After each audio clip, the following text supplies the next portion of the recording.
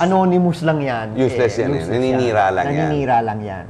So this position is rather influential, and quite powerful, not because it's just a search committee, but simply because it can recommend the right people in and out. Yes. And being Filipino, we have this crazy trait called utang na loob. Yes. Pinasok mo, kung may utang na loob na ako sa political favor, kung godfather o yuan. Yes. Di ba? Parang ganun.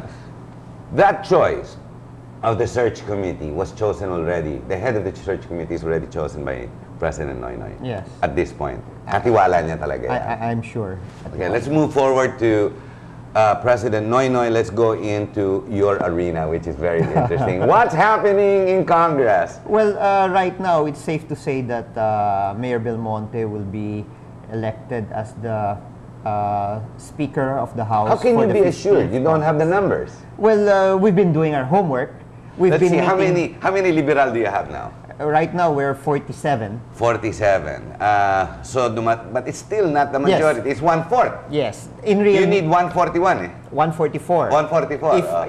If we would be 287 congressmen, because they are projecting, COMELEC is projecting 57 party list members. Pero wala pa, hindi pa na-announce lahat. Wala pa. So right now, there are only 260. Okay, so 260 divided by 2 plus 1. Yes, but we're working already at the 287 just in case. You have to be 287. Just in case. So who do you have? You only have 47. You need 144. Well, we've been talking to the Nationalista Party. We've been talking to the Nationalist People's Coalition. Is it in the bag? Hindi pa. Because you've got 15 days to go. Oh, it's in the bag. It's in the bag. So you're going to coalesce with the other political parties. My big question here is, if I was the congressman, I would have moved to your party. Yes. Now, I don't care what the public has to say. I don't think the viewers, tayo po hindi natin naintindihan kasi ang pagtatrabaho ng Kongreso. We call it in media, and for those of us who are not in the know, we say, mga butterfly mga yan, walang mga values mga congressman. Wrong. You don't understand how the policy works and how politicization works within what you call 200 or 300 congressmen. And they have to work within each other. If you understand the system, political butterflying is part of the game until we change the rules of the game. Correct me if I'm wrong. Oh, yeah. So, hindi masama talaga yung uurong kayo. Who wants to be against the executive? Iipitin ka sa project, hindi ka makakasali. Talo tuloy yung constituents mo. Talo ang lugar mo. So, why haven't they all jumped in like what happened to Lakas Kampi CMD? That's how Kampi was born to begin with. Yes. How come hindi tumatanong lahat sa inyo? Well, sa amin naman iniiba namin yung, o gusto namin ibahin naman yung political landscape dito sa ating bansa. We keep on saying that we're a different kind of political party. So we don't want to start at the wrong foot, knowing come 2016, if the Liberal Party has a candidate for president and that candidate loses, these people will start leaving the party again. So we'd want to create, or we want to increase our base of people who would remain with the party no matter what happens in 2016. Of course, I'd like to say in 2016 we will put up a strong candidate and we'd make sure that we would not lose, no? But that's still too far down the road. Too far down the road. So in a coalition that we are forming in the House, one, our objective is to be at least the biggest partner in the coalition. No?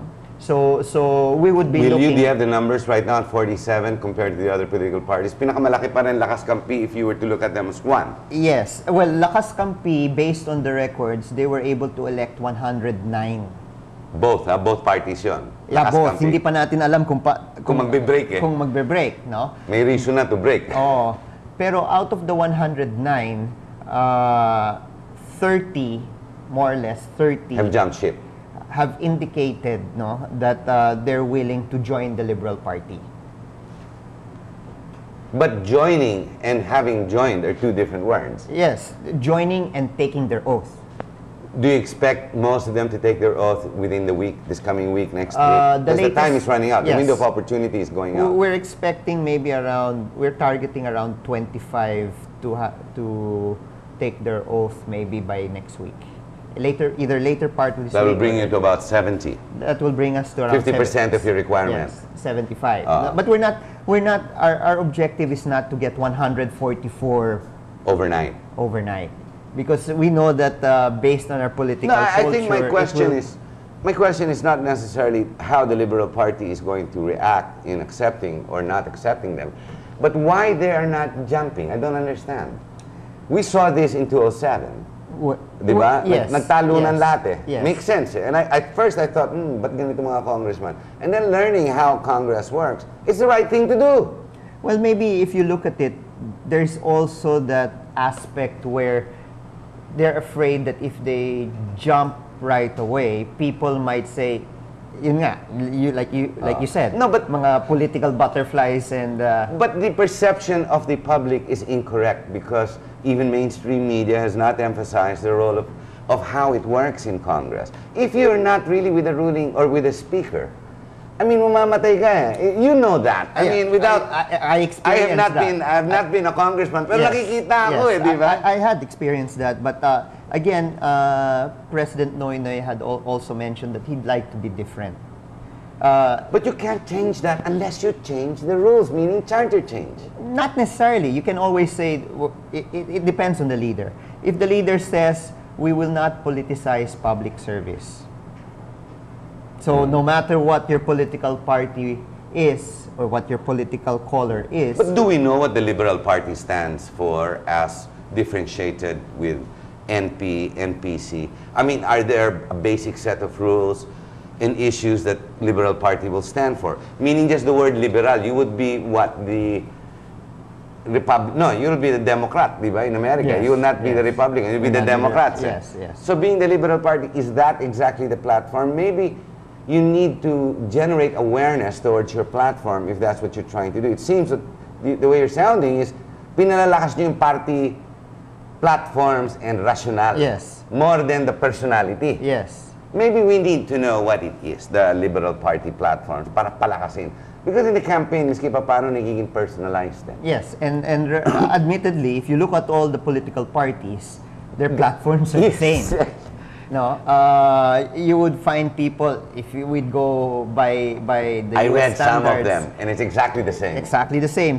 You'll find some people who are tax and sped in one party, they're also in the other party. Pareho eh. So, pareho. So I think it is incumbent on the leadership of the party to be more ideological, to be slowly get there, not immediately, not overnight, but And to generate awareness towards that platform. yes. So I think the Liberal Party has been very strong with regard to anti-corruption, although some people... That's the message of the presidency. Yes, good governance, accountability. Well, good governance stressing is human only a rights. measure at the end of the day.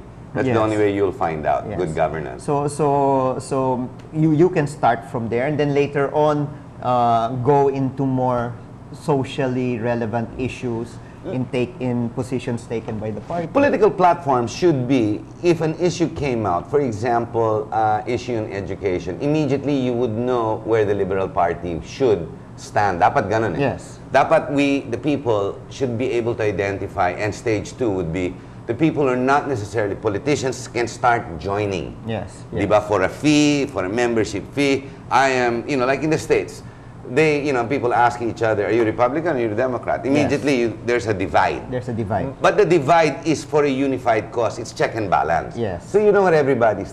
That's what we need to find out, I think, from the Liberal Party and or the Nationalista, Yes. if they even stick together, because nawala na presidente nila eh. Yes. Or Diba? even the Nationalist People's Coalition. Well, that's another one, That's another. the NPC. Pero maliit lang numbers ng NPC, they've always played a minor role. Meron yung pwersa ng masa ni ERAP, Yes. pero it'll be left again to a minor role. Yes. The other parties that were introduced were only for convenience for the election, as we well know. Yes. Those are the 3 or 4 big ones, and that's it. Yes. But the Liberal Party having a history of its own, a heritage, dapat, I think the people need to know your platforms as how we could identify the characteristic as averse to NPC, Puwersa ng Masa. Yes. Di ba? Or KBL. I'm sorry, KBL. I forgot about KBL.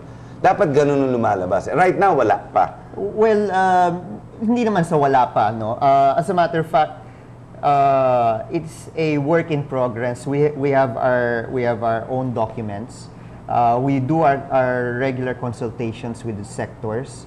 I think this has evolved because of the position of the Liberal Party through the years. Uh,